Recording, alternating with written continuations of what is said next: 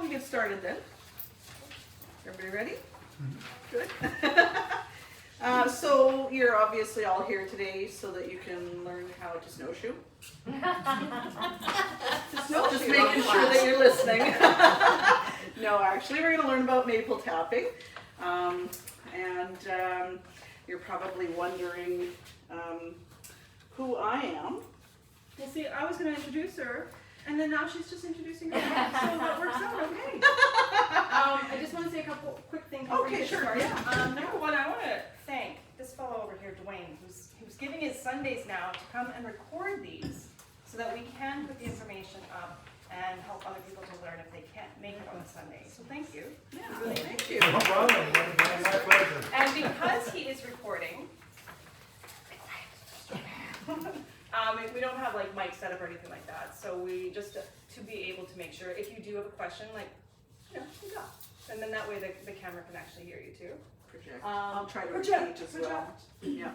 And yeah, I'm sure most of you have noticed the series, to be able to just continue to sustain projects like this, we have a sliding scale. And so we have the cash box by donation, and it's going to help out whatever is left over at the end of the season is going to go towards our community teaching garden, which is a project of the Food Action Society that we run in North Broadview.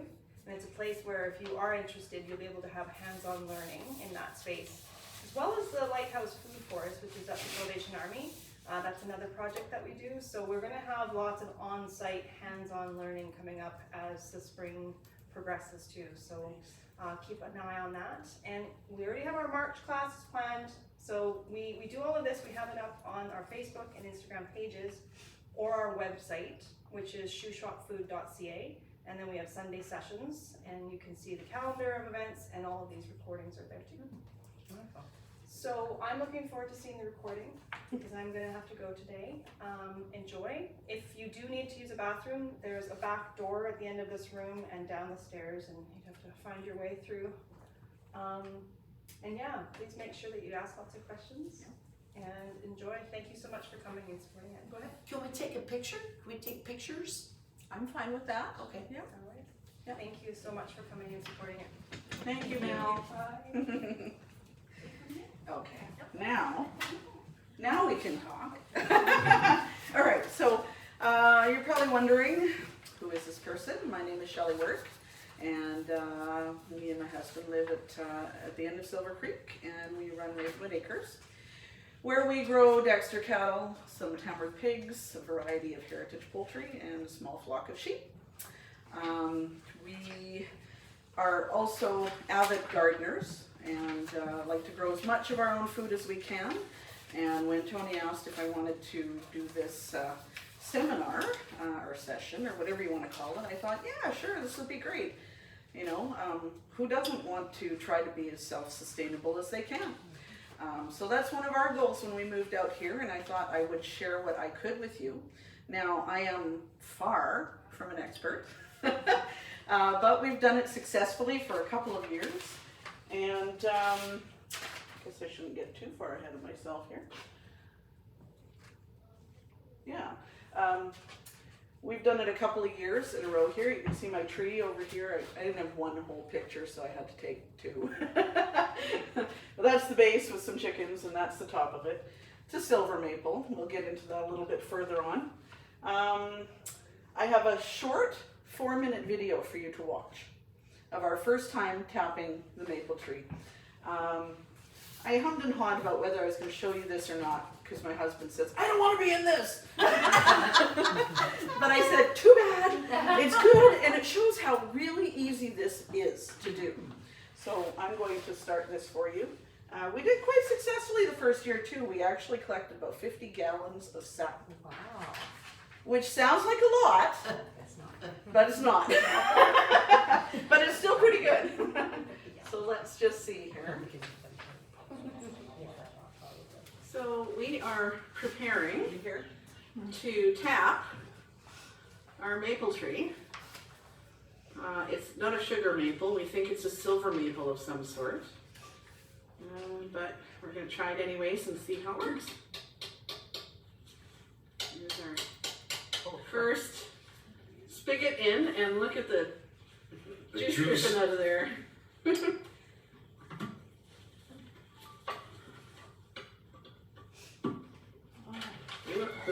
that. It's flowing pretty Almost good. is. You can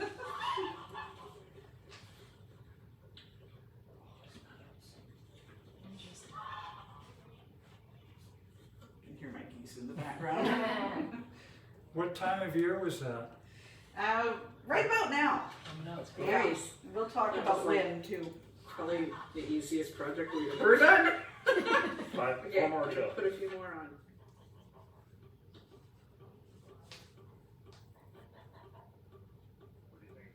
Love that sound. Unless it's in the house.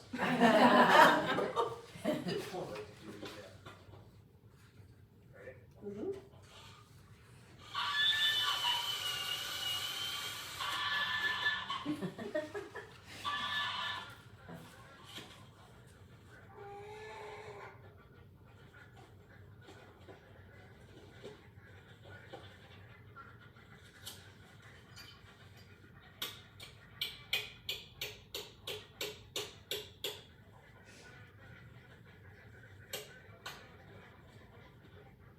Good aim. Oh, there you go. So I guess if you don't trip right away, you drill further in, or is it? That would be a no, but yeah, we'll get into that a little Okay. bit. Yeah. But keep making note of those questions that you have, because we pair definitely want to answer of those. trees here. We actually put 5 taps on it, 2 on the smaller one and 3 on this big one. Oh, they're coming out. Woohoo. There we go. So we're officially Canadians now. Look at your little hammer there, honey. Made this in grade 10 industrial arts. I told them I was gonna cut You this still down. have it? Yes. Oh, and it worked great. That's perfect. Excellent. And there you have it. We have our 1 maple tree with 5 taps. Might be overkill, I don't know, we'll see how it produces. It's a silver maple, and according to the information we read, silver maples don't produce as sweet of a sap, but they produce lots of it. So we'll see what happens. And at the end of this, we'll probably have one liter of Yes, 1 liter of syrup. 1 liter of syrup, which is fine. We don't use that much if they all fill up. And here's the other side. And yeah, there's another tree there, but it's dead. It broke. It's the first one. The first one we did, and it's going crazy there. Look at that! Woohoo! All right, yay! So, doesn't look too hard, does it? No, and it really isn't. There's just a few things that a person really needs to be concerned with. First of all, we're going to cover these contents today. So identifying your trees, what tools you're going to require in order to tap your tree, regardless of whether it's a maple or some other, when to tap, how to tap, and sugaring off.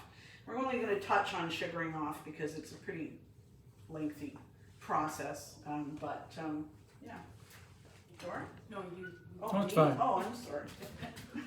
Well, you want me in the camera? Okay, gotcha. Okay. So, identifying your trees is obviously a key to looking for the right trees to tap. There are considerably more than just a maple tree to tap, but I would hope that if you're all good Canadians, you know what a maple leaf looks like. Of course, they do come in different shapes, and there are some copycats out there. But just about every maple tree can be tapped with varying degrees of success. So there's a few things that we'll cover though. At this time of year, you don't have trees. So if you don't already know where your maple tree might be, or maple trees, you're gonna have to figure out which ones are maples. So maples, of course, have those distinctive leaves. They have these little things which are called samaras. I always want to say Samara because that's like the name in a horror movie, but it's a samara. And all maples have those. Some are bigger, some are more winged. That's where the seeds are housed and they fly off. So you might have some of those littered around the ground. You may have some old leaves blown up against a fence that you can take a look at. But what you're going to really look for is on your twig, you're going to look for pairs of branchlets or buds. So if you want to just pass that around, you can see how each of them comes out together opposite on the stem, as opposed to, say, alternating on the stem. So you're going to look for that. And then here's a sample of bark that I peeled off of my big tree today. And you can see that it sort of has a gray, flaky, frosted look to it. And it does have these sort of wild, ropey look to it, very much like this. You might have younger maple trees on your property. If they don't have bark like this yet, they're probably not old enough to tap. So check your neighbor's yard out. They might have one. You never know. And they might want to share with you. Right? So identifying your trees, you're going to look for that opposite branching, the paired buds, and the flaky frosted bark at this time of year. When you have leaves, you can compare. There's so much internet resource for this, but you can compare the varying shapes of the leaves. Sugar maple is your primary candidate for creating maple syrup because it has the highest sugar content in its sap. So that's why you always hear about sugar maples. But that's not to say that other trees can't also be tapped. Red maple doesn't have quite as much sugar in it. It's kind of akin to a silver maple. Sugar maple and black maple are the main ones that you want in the maple family. That photo, by the way, was compliments of Vermont Evaporation Company.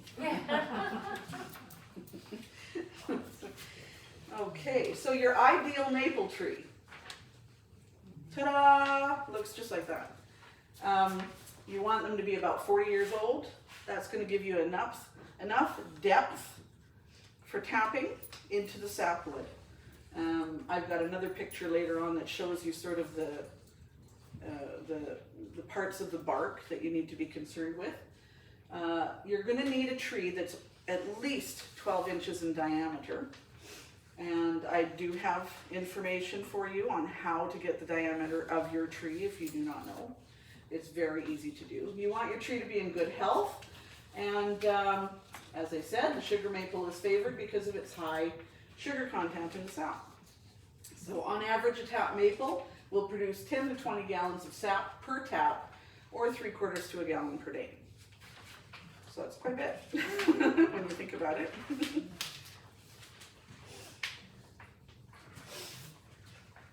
What about other trees? Everybody always wants to know, what about other trees? Maples, unfortunately, are not naturalized out here the same way they are in Eastern Canada, which is, of course, why Eastern Canada is the hub of, and that area just below there in the U.S. is the hub of maple syrup making and maple fudge and maple sugar and all those good, delicious maple things. As I've touched on, the maple has more sugar content per sap content than some of these other trees. So you can see a black maple is just about on par with the sugar maple. The red and the silver maple is about 50 to 1. So that's 50 gallons of sap to make 1 gallon of syrup. 40 gallons for the sugar maple. You can go down to, say, a box elder, which is 90 gallons of sap to make 1 gallon of syrup. Birch trees. Birch trees were traditionally tapped out in these areas because that's what's plentiful out here. Very common out here in our Aboriginal communities and whatnot. And but they are 110 gallons to 1. So So you can imagine how much sap you need to be collecting in order to get that. I know birch was actually used quite frequently to ferment and things like that as well. So they didn't always sugar it off in order to make syrup. They would use it as a cure-all or a drink. Some syrups are more acidic than others too. Traditionally, buckets were made from metal. Birch syrup has a more acidic flavor to it, and it would rot out the pots and the pans and the pails that they use. Black walnut, you can tap just about any nut tree actually, and they are fairly close to maples. Said to be a little sweeter, in fact, a little bit of a different flavor to them. And here you can see it's also a 40-to-1 ratio. I've found some contradicting information on that, but it's starting to catch up in popularity with the maple tree. So we can grow those out here too. So you just never know. Maybe we should all plant black walnut trees for the future. So yes, you can tap other trees. Things to consider is a different species move sap and bud out at different times. So you may have to alter your tapping time. Some trees like the black walnut actually has a longer duration before it buds out. So it doesn't bud out as quickly in spring. So you can tap it for longer. And as I said, it doesn't all taste the same. Some of it has a more acidic flavor, some of it has an aftertaste, but they all have a nice sweet flavor to them, and they can be utilized as some of your sugar content at home. Did you try your sap before you boiled it down? We did, actually, yes, and it just basically tasted like water. It's very, very, very runny. It doesn't have any thickness to it at that point because the ratio is so low. I mean, 2% sugar to, to the 82% water, right? Or 98%. Math, not my strong suit. Okay, so we talked about tree size, and it's important because you need to determine if the tree is large enough to support your taking some of its sap away. There are some detriments to the health of the tree when you're tapping it, but if you tap it properly, sparingly, and don't, get greedy, and you make sure that your tapping equipment is sterilized, then you're not presenting much of an issue at all. But it's important to make sure your tree's big enough to accommodate for that. So you want your tree to be about 12 inches in diameter minimum. In order to figure out what the diameter of your tree is, you simply measure around the base of it about 4.5 feet from the ground. That will give you a number, and you divide it by pi, 3.14. So if anyone has a calculator, which most of us do on our phones these days, you can take that number, divide it by pi, and there's your diameter.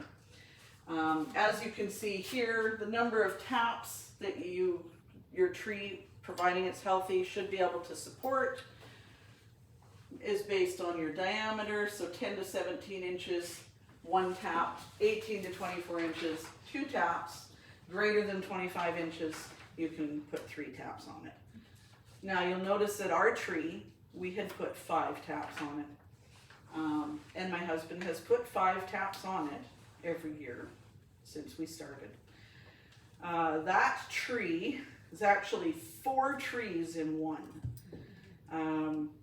One branch on one tree has been gone for years, and the bark is rolled over and it's healed itself, and there's another piece there. You probably noticed there's a chunk of wire hanging in the video.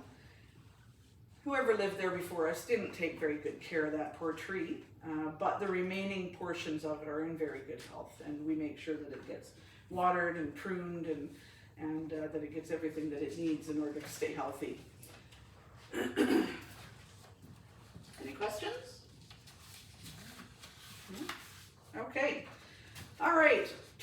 tools of the trade.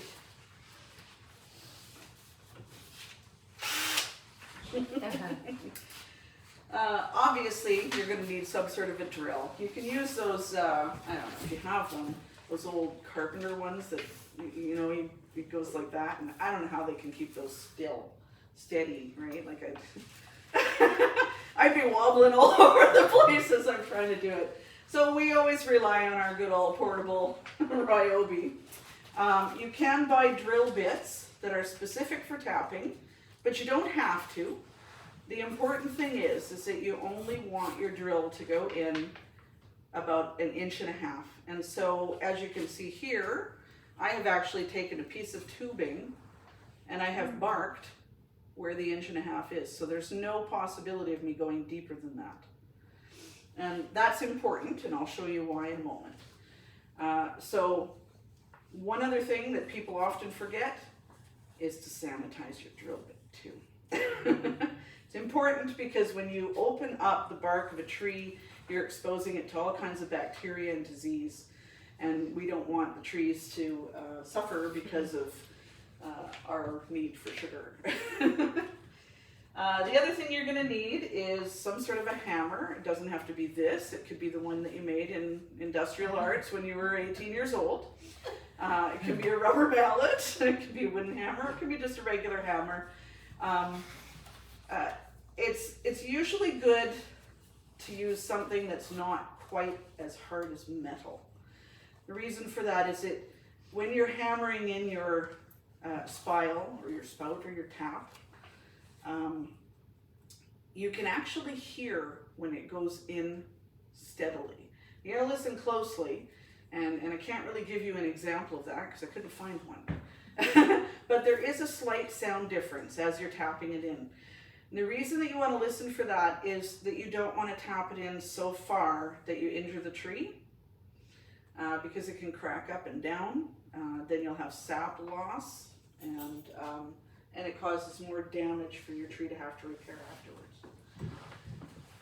Of course, we have to have these little things. These are called spiles, although I notice most of the documentation out there nowadays is just calling them spouts. These are sort of an old style kind here. We're going to focus on these because this is what we used, so we're familiar with it. And they just sit like this in the tree, about like that. This one's just a same thing but a larger diameter. And this one's just a metal one, same thing, but let's see if I can get this sit right on here. Same thing but in metal. Okay, rocket science. There we go. It just sits like that. This is also a larger diameter. These are both 7/16. This little blue one was 5/16. These are a slightly different type, and you'll see further on how they're used. I've got some pictures that show you more about how they're used. These ones are a little bit different. These are more for commercial or commercial or larger production, where you use the tubing. It's called a gravity fed, and this is just another metal one. You can see one goes in like that. Tube comes down. The tube goes down into your bucket.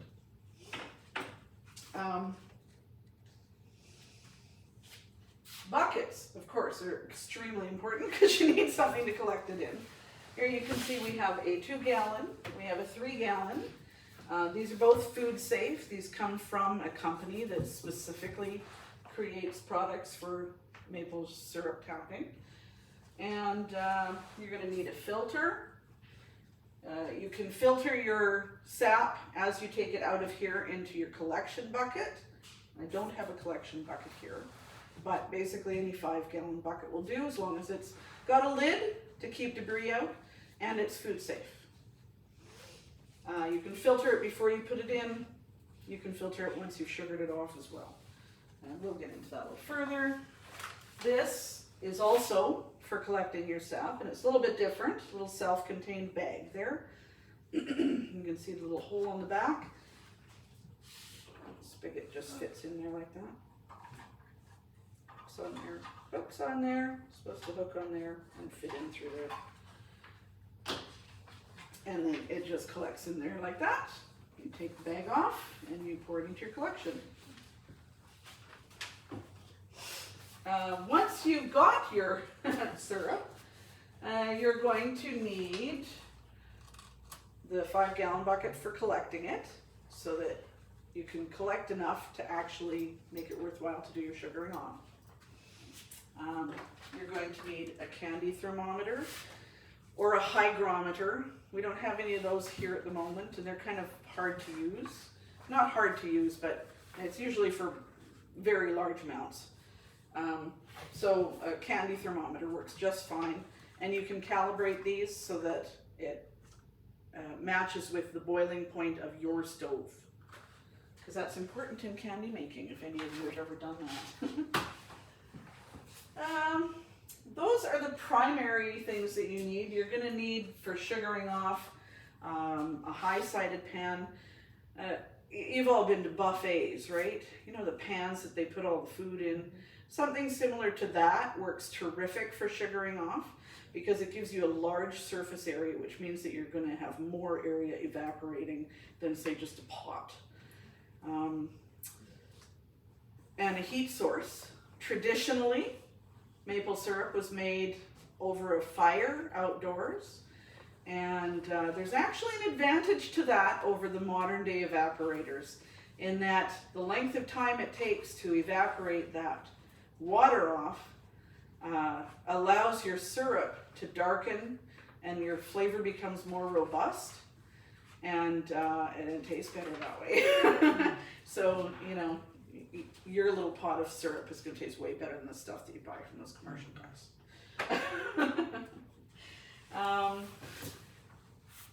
We talked about the filter. You can use the filter for finishing your syrup as well. There are other things besides just water and sugar in your sap. There are little bits of particulate, there are minerals, and those all form in the bottom of your syrup after it sits for a while, and they're called niters. So this will filter out your niters so that you get a nice, clear maple syrup. Like that. Other tools, if you're wanting to make things after that, you could get some candy molds to make some candy. My husband has this, because he's got to have all the things. This is this is called a refractometer, and I don't even know if I can get into it. And this is like this weirdly complicated little tool whereby you look in the sugar in your syrup, and it tells you what your Brix number is. And I'm not going to get too into this because it's confusing for beginners. But basically, all maple syrup is 66% sugar. 66 to 68% sugar. If you have more water content than that, so less sugar, your maple syrup could go moldy. So this is just another tool to use to determine whether or not your sugar is at the right stage for preserving. What is that called, sorry? This is called a refractometer. Refractometer. Yes. And, you know, if you're going to get into making a whole bunch of different syrups, you may want something like that. I don't even have a clue how much this cost him. I probably don't want to know. So I didn't ask. Do you can your syrup afterwards or just close it up in your jar? We do, it's called hot canning. You just put your hot liquid in, you put your seal on it, and it automatically seals for you. That syrup is at such a high temperature, 219 degrees. Like pickles. Yeah, so, and it'll seal itself, and you don't need to worry about it after that.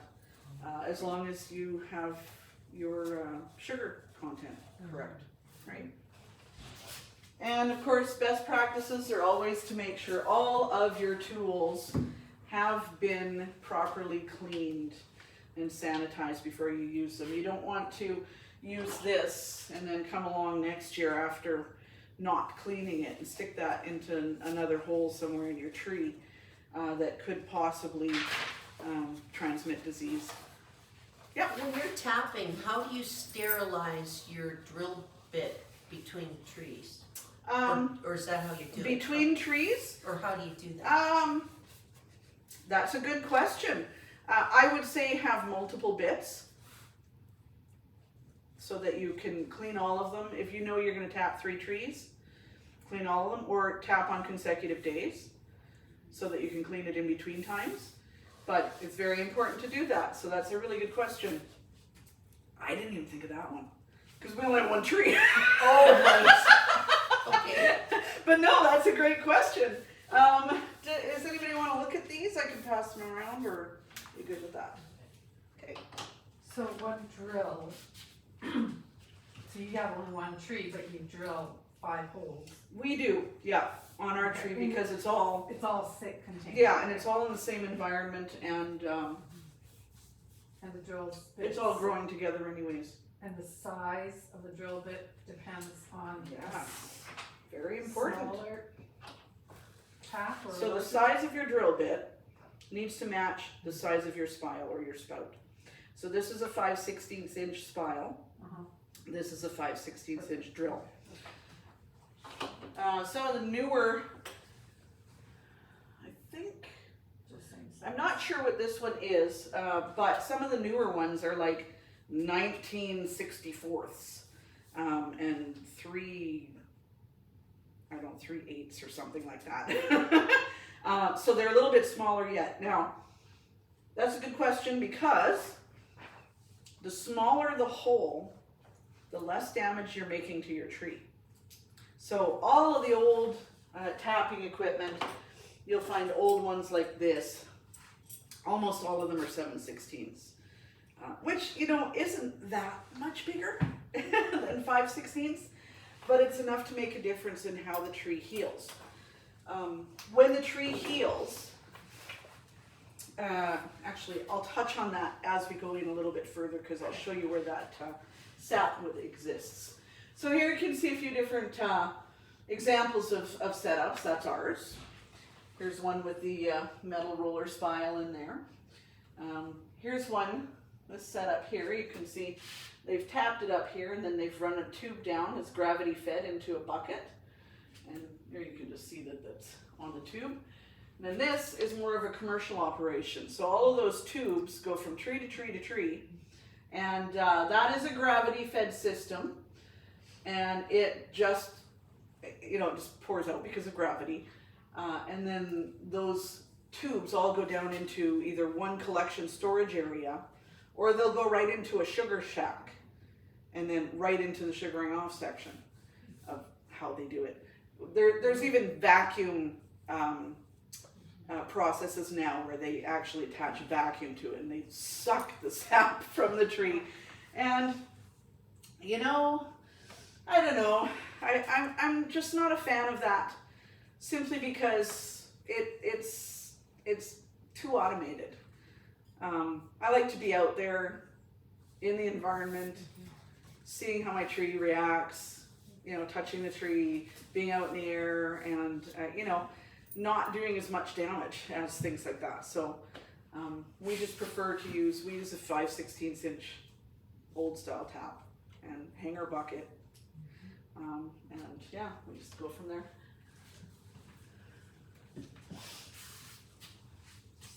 Here is some sugaring off equipment. So that was our second attempt, I think. And you can see that it looks a little bit cloudy in there. I think my husband might have left some of it a little bit too long before he started to it. Usually you want to use it within about 24 to 48 hours after you've collected it. And you got to keep it cool. There's Candy thermometer up there. Here you can see they've finished their syrup to the point where they're filtering it into another pot, and then they'll probably either sugar it off a little bit more to make sure that it's at the right temperature, or they're ready to bottle it, one or the other. And here's a great little example of how you can make your own old school sort of sugaring off station where they've got a little pan sitting there over a wood fire, and you want to keep adding your syrup to that as you're doing it. You never want it to get below 1 inch. Okay, next question. When to tap the trees? That is a very good question, and it's never as straightforward as you'd think it would be because we have to deal with the temperature. And Mother Nature, she be fickle. This is a great little image. So, as we all know, nutrients come from the trees and water and the soils up through the roots, through the sapwood, and that's this yellow layer right here, to the canopy in order to feed the tree leaves. The tree leaves then convert the nutrients and send it back down the tree. Heartwood is what's in the middle. That's all nice and hard and it holds your tree up. Sapwood is where your actual sap runs, and that is right beneath the cambium and the bark. So you have your bark layer, which is thicker than this, probably by double or so. And then you have a little cambium layer, which is sapwood that's no longer sapwood. And then you have that sapwood. So all of this yellow represents where your sap comes. That's why it's important that you only drill in the depths that you need to reach that sapwood. If you drill beyond that, you're drilling into your heartwood and you'll have no flow. So 1.5 inches. And that's where your question was. So if you don't get a good flow, drill deeper? No, don't do that. Just wait. Your sap might not be flowing. I don't know how long you'd wait for. As you saw, our tree was just raring to go when we tapped it. It just dripped right from the get-go. And it's been like that every year we've done it. So I don't have any real answers for you on that other than just wait. Your sap might not just be flowing yet. There are some people who say that that the sap flows better on the south side of the tree. We've tapped every side of our tree and it doesn't seem to make a difference.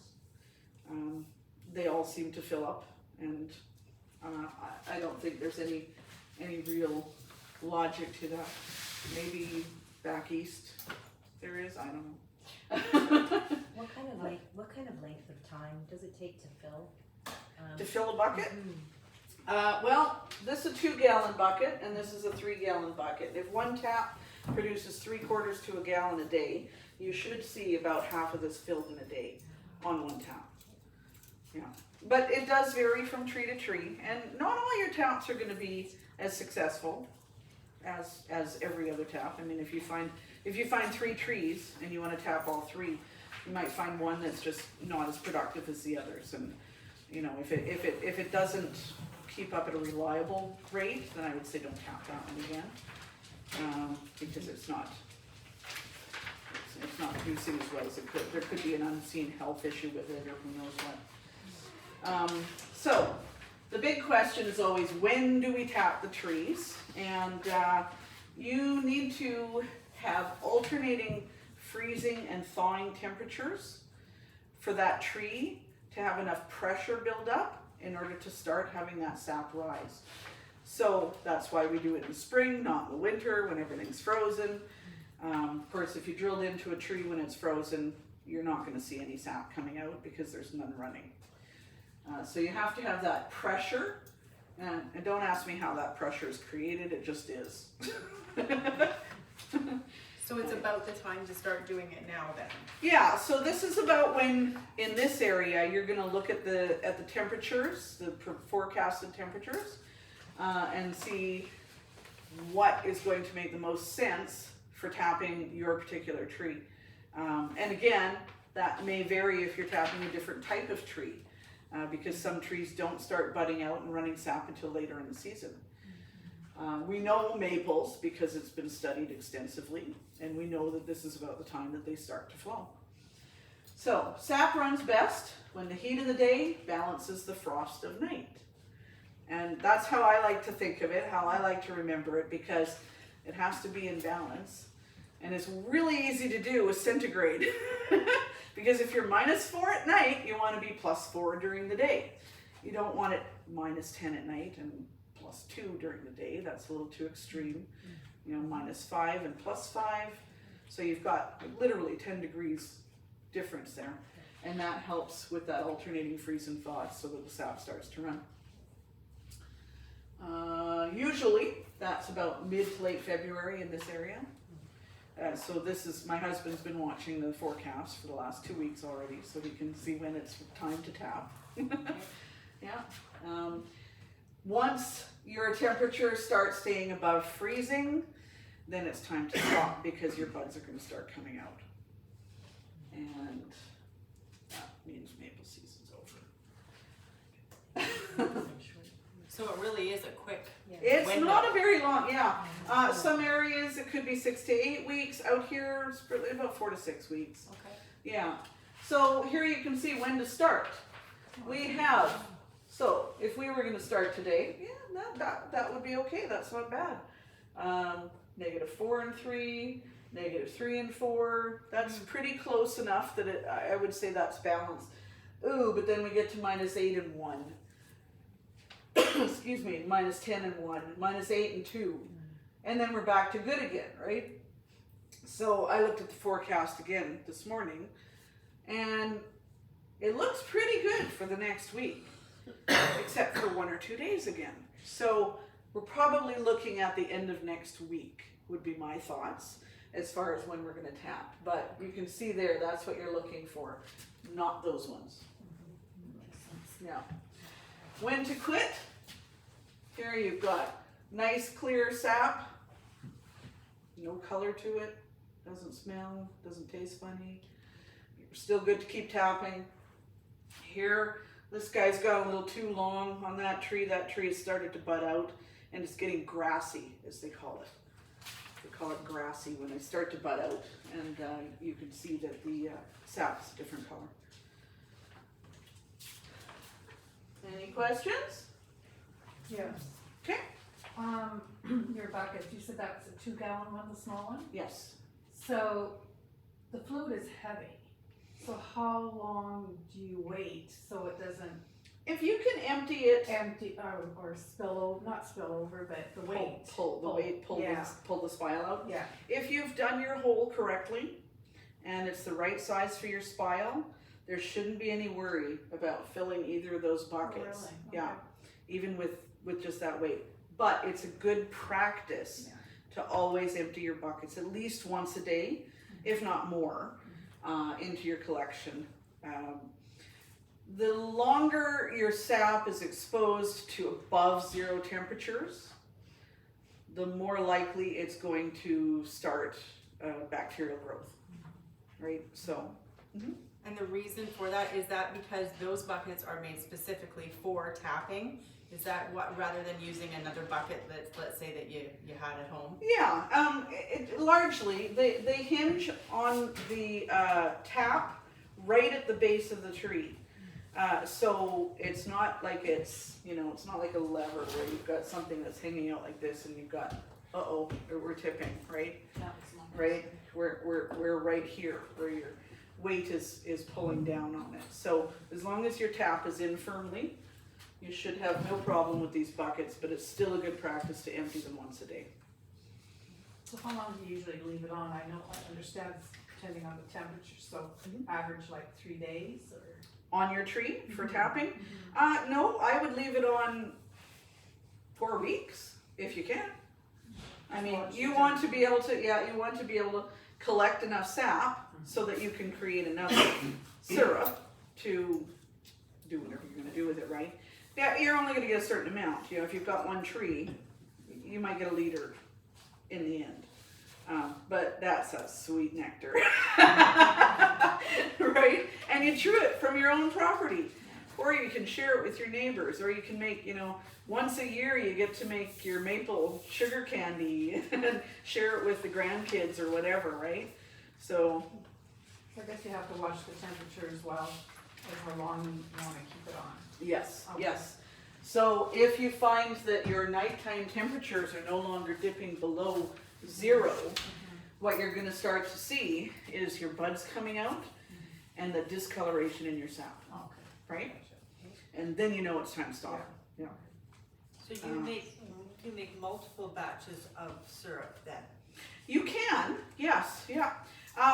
We don't, because the sugaring off process is fairly lengthy. And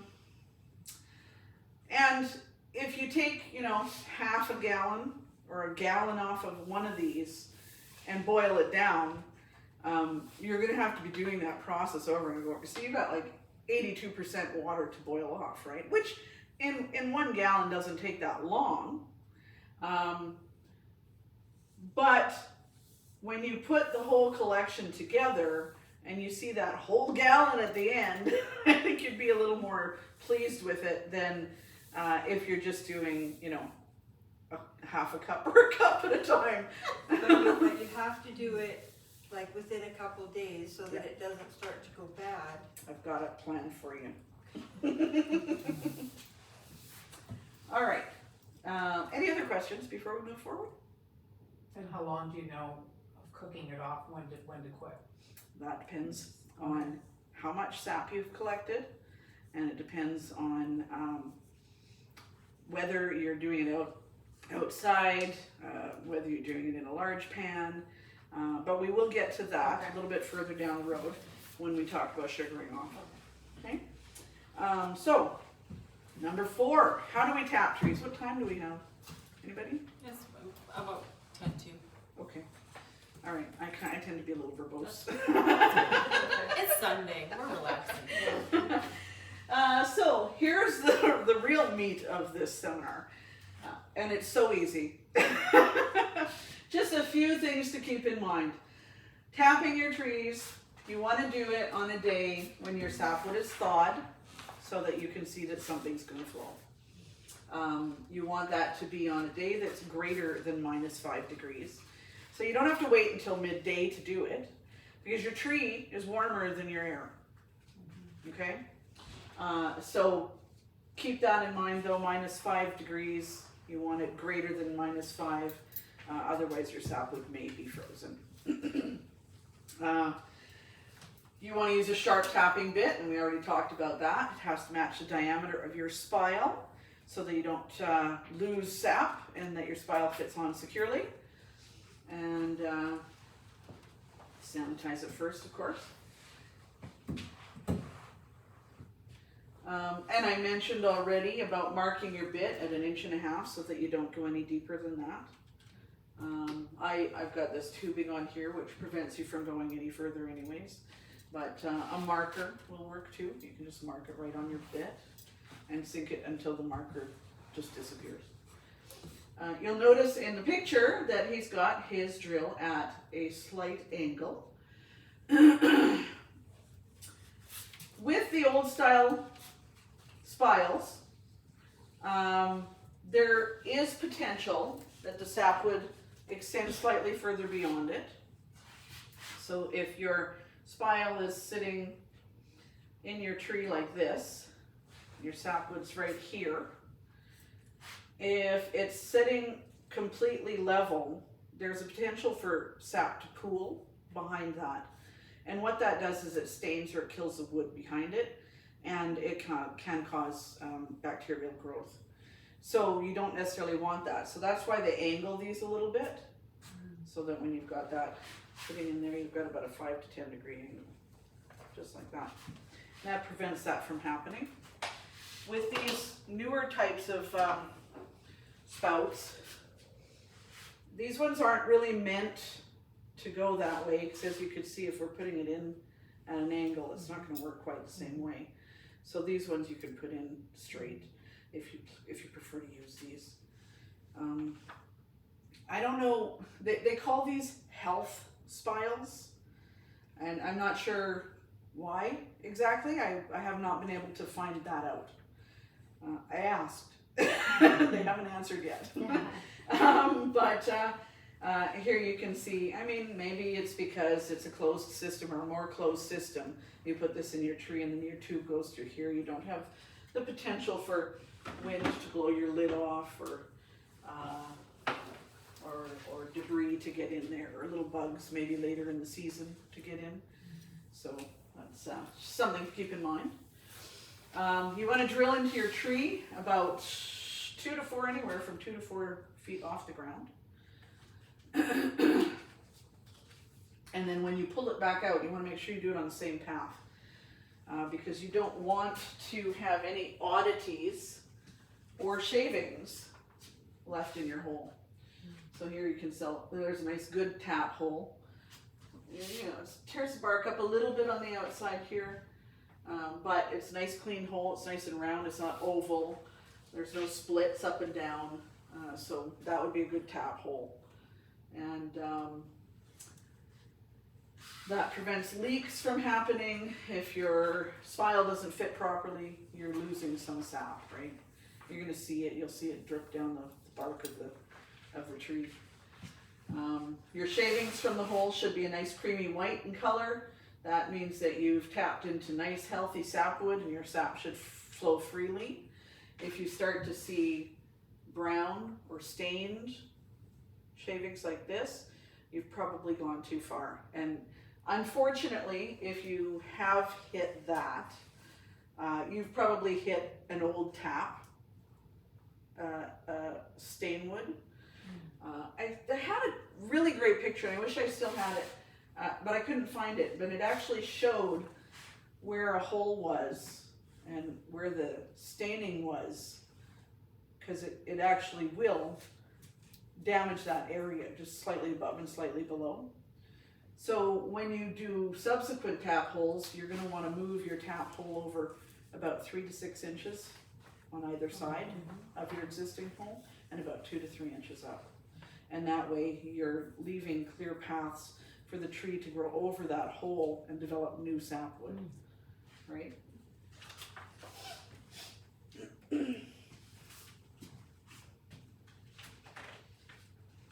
Okay, so that was the hardest part. It was putting the hole in, right? Now we can put the spiles in, and you saw my husband do it. He missed once or twice. Had he been using a rubber mallet, it might not have done that. But as I said, you want to do this carefully, gently, because you don't want to split the wood on the top or bottom, and you want to be able to listen, because there will be a slightly denser sound when that spile is in where it should be. And it should, if your drill matches your spile well, it should fit right in there. Everybody see? Yeah? Do you see that? Okay. It should fit in there nicely, snugly, right up until that point. You should not need to knock it in any further than that. And if you do, you could be causing trouble for the tree. So do not bother. Hang bucket, there we go. This is the fun part. Now you get to hang your bucket.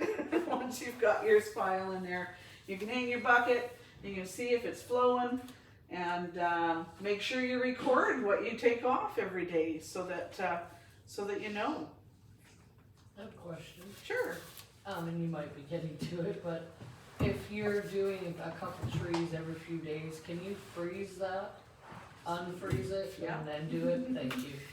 And that helps. That goes a long way to helping keeping it healthy and everything. Well, it does, but it also helps keep your sugaring off time down, and I'll tell you how in a minute.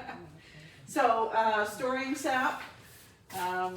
Once you've got your sap flowing and your buckets are getting full, you're going to want to take that off and you're going to put it in your collection. This is where your food safe 5-gallon pail comes in, or if you've got some other container that you prefer to put it in, that's fine too. You want to put it somewhere where it is 3 degrees or colder, and you should use it up within 24 to 48 hours. If you cannot use it up within that time frame, then it is recommended that you can put it in a chest freezer if necessary, or whatever freezer space you might have available.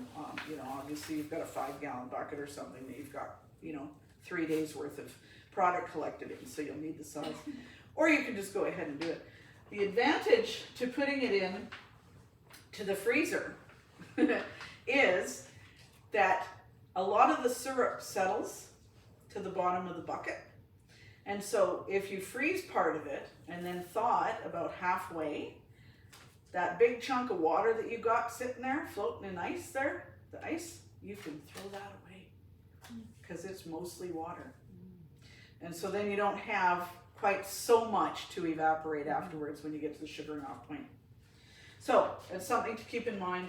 One other thing I was going to mention is that if your temperatures are dipping, say, even still down to -5 at nighttime, you're going to want to make sure that these buckets do not have a full quantity of sap in there because they're not meant to freeze. And they will crack and you'll lose product because your tree's going to start dripping the next morning again and you're going to overflow, or it's all going to come out the bottom where it's cracked because it froze.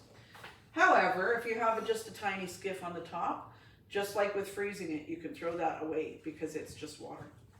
So those are a couple little tips that you can use to help alleviate quite such a lengthy sugaring off time. Now, you've collected your sap and you're all ready to go. You've got your nice little fire pit outside going. You've got a cauldron ready. You're going to pour your sap in there and you're going to get it boiling. And you want it to boil because you want that surface area to start evaporating, that goodbye water. You don't want to keep that water in there. You want to watch that your pan, if you're using something like this, doesn't overflow, because you'll see here he's taking off some foam and whatnot. Those are particulate and other little bits and pieces of stuff that you can't see, but it foams up when you cook it. And you can take that off and toss it away. It's not good for anything. And if you leave it in there, it's just going to end up as niter in the bottom of your maple syrup anyways. So sugaring off, as you've probably guessed already, is the process of making your collected sap into syrup. Finished maple syrup is about 66% sugar, or 66 on the bricks scale, as we talked about. And you accomplish that by boiling the water off. I'll also mention that evaporation outdoors over a fire or burner produces a darker and more robust maple flavor than today's modern interior evaporators, and that's just because it takes a long time to do it. And so as you're boiling your sugar, they start to darken.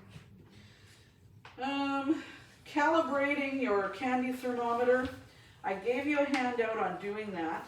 It's important to do a calibration on your thermometer if possible, and I highly recommend getting a candy thermometer if you're going to do this, because if your elevation is such that your boiling point is not 100, you need to know that, because it's going to affect when you stop boiling your sugar, right? So maple syrup is reached at that 66% sugar to water ratio when you hit 7 degrees above the boiling point. So that's why that's so important and why I included that piece for you. And then you can filter your hot syrup and pour it into your canning jars or your jugs or whatever you intend to store it in, and voila! You have successfully tapped your first tree. Does Buckerfield sell any of this stuff? Yes, actually, we have all of these things right here. We didn't get any of these in though. Were those but the they can molds? be ordered. Are Hey? those the molds? The molds. Yeah, and we can also get like the actual maple syrup empty glass Yes. bottles and, Yeah. and all those sorts of things. Yeah, if you want to get fancy and have the the traditional maple syrup jug shape or whatever, we can order those in as well. And quite honestly, if you, if there's something that we don't have, that company ships very, very quickly. An order was just done, on Monday, and we got it here Thursday. Yeah. Came from, I think, Ontario. Yeah. So, it's very quick. Yeah, they're pretty quick, and you just tell the girls at the till what you're looking for, and you can probably see if we can get it for you. I have a little taste test for you. Anybody who would like? These are clean popsicle sticks. And what kind of maple trees Take one. specifically did this one come from? This is a silver maple Okay. that came from our tree, and there you go. Just dip it in a little and stir it around, take a taste. Silly question, but does anyone ever do evergreens or pine trees or anything like that? Oh, wow. Well, I have not personally heard of it, but I also haven't researched that. Just wondering. Yeah, so I mean that would certainly be something to check out. I know you can boil the tips and make tea and Yeah, that's do why all kinds of we things live with on the it. edge So of a huge forest. oh yeah, Just, yeah. I bought some smaller things last year to do it, but then it got too warm too quick. And they're too small. I want Yeah. the bigger ones that are Yeah. tiny. Yeah. Very flavorful. If I put the spout in like too soon, like if I'm too eager and then it gets too cold again, is that like the worst? Like, is that not that bad? It's just that it's gonna freeze and then the sap will come out. Yeah, so if you put that in there, it's just not going to flow. Yeah. And it should start flowing Okay. once the sap starts to rise. Okay. If it doesn't, then it's possible that the tree has already started to wall off the injury. Trees don't heal the same way people do, per se. They do is they sort of wall off an injury and then grow bark over it in order to prevent it from being exposed to insects and disease. And I'm no tree expert, but that's the way it was explained to me anyways, is that they just sort of wall it off. The wood dies so that it's just a solid area where there's no sap running anymore. So, Okay. yeah, but And it how many should. gallons of sap do you collect before you make your syrup? Well, we usually start to boil off. Brent will take probably 2 gallons off of each tap first before we actually start boiling off. And then after that, we just keep adding to it. And it's important when you're doing the sugaring off that you don't let it get too low in your pan either. So what you want to keep doing is adding the sap little by little, not a whole bunch, because you don't want to kill your boil. So you'll just add it a little bit at a time, a little bit at a time. So when you start boiling it, you're going to put enough in your pan, and you want to make sure that you have enough coming up behind it that you can continue to add to it a little bit at a time. So it does take a while to do, and there were days where we didn't just get it all boiled off. So then he would just cool it down, and we'd start again the next day. Okay.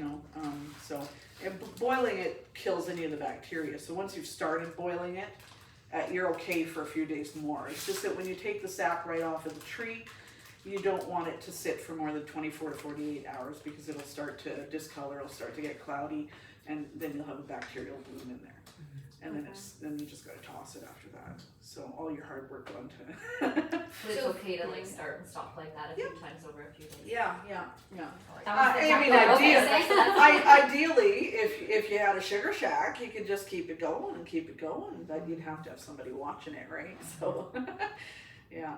But it's kind of a fun process, and we just do it outside, and my husband has a little, it's not a camp stove, it's just a little single burner, and he puts it out on the patio, and he puts it out there, and we're just out there all day long, and he goes and stirs the sap and checks it, and adds a little more in, and so it's just kind of fun. So that it you're done your process at the end of the day kind of thing, and then you'll start another process in a couple days. Yeah, you can certainly do that too, and of course, being done is dependent on how much you can evaporate during that time frame to get to the right spot, right? So if you were wanting to can it that night, you'd want to make sure that you're only doing enough that you can get it done during that time frame. What happens to the tree after you're done and you pull your... Good question. That's a good question, and I should have covered that, which I didn't. There are some theories that say that you should plug the hole after you pull your spile out. I did order spile pullers as well, but they were out of stock on them. But a claw hammer works just fine. You just got to be careful doing it. But once you pull your spile out, you're into the time frame where your tree is going to start using that sap up pretty regularly to bud out and leaf. So you're going to see a little bit of sap still coming out through those holes, but eventually it's going to thicken and plug that hole up, and eventually the tree will heal itself there. My husband, the first year we did it, he actually put little dowel plugs in it because he'd dread to do that. We're going to try not doing that this year and see if it makes a difference in any way. We didn't see any difference with the plug other than it didn't lose all that extra sap as it started flowing higher. So I would say do not plug it. The tree has its own natural defenses, and you could be presenting an issue or an area where it can't heal properly if you do plug it. So I would say just leave it. Yeah. Any other questions? Yeah.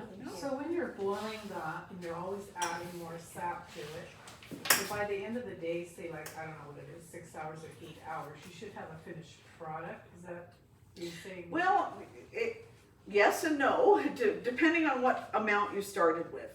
It's hard to say what the length of time is going to be because there are quite a few variables. Variables as to how hot your fire or your stove gets, or your camp stove or whatever propane stove you're using. Variables such as what the surface area of your pot is. The greater the surface area, the more evaporation. By the way, I would advise that you do the bulk of your evaporation outside, or your house is going to be really wet. Yeah, once you get down to the point where you only have, say a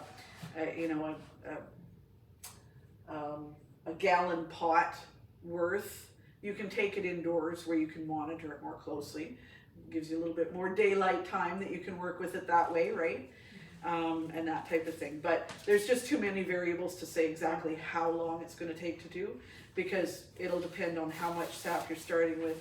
It's going to depend on what trees you're doing and what the sugar content is. So that's where the candy thermometer comes in, because you want 7 degrees above, yeah. Right? Yeah, that's right. Yeah, so it's a variable process. Yeah, and after you do it a couple of times, you'll sort of get the feel for it, and yeah. But just jump in and do it because it's fun. Can we come watch it? Well, you have a YouTube channel, so are you going to make some more videos about this, and maybe we can all follow you on YouTube and watch your I do have a YouTube process? channel. Thank you, Tony. Yes, we actually do have a YouTube channel. We are at Ravenwood Acres Homegrown on YouTube, and this video that I showed you is up on there as well as a few others. But we're just sort of getting the channel started, so there's not a lot there at the moment, but we'd sure like it if anybody wanted to subscribe and like and do whatever. What is the worst thing that ever happened to you, to your process? Did you lose some because you didn't have enough sugar or enough water boiled off or anything? No, the worst part was the first time we were doing it. My husband left some of the buckets a little bit too long, and they started to get cloudy, and we've read that in the beginning stage of getting a little bit cloudy, you can then make like candy or something with it, but he wasn't sure the process of that, so he threw it out. All that work, he threw it out. And I could have candy, but yes, exactly. So would you like if the tapping season was like 2 weeks long, say, would you every 2 days collect it and freeze it, collect it and freeze it? Yes. Yeah. And then Yeah. after like 10 days, whatever, Yeah. bring it out, thaw it out, take the top part off, Mhm. and Yeah, then boil down absolutely. the bottom parts. Absolutely. Yeah, it's a good way to do it because then you're not wasting anything and you're removing ice. There may be a bit of the sugar sap in there or sugar syrup in there too, but predominantly So let what it you're thaw getting is out, ice. let Yeah. it thaw out, and then your ice part should be on top, and the bottom part won't be frozen like an Yeah. ice layer like a lake. Yep, because then you're reducing the time that you need to sugar it off by getting rid of some of that water content beforehand. Yep. Yeah. Thank you very much. You're welcome. Thank you for coming. Where are the trees, are they downstairs? Yes.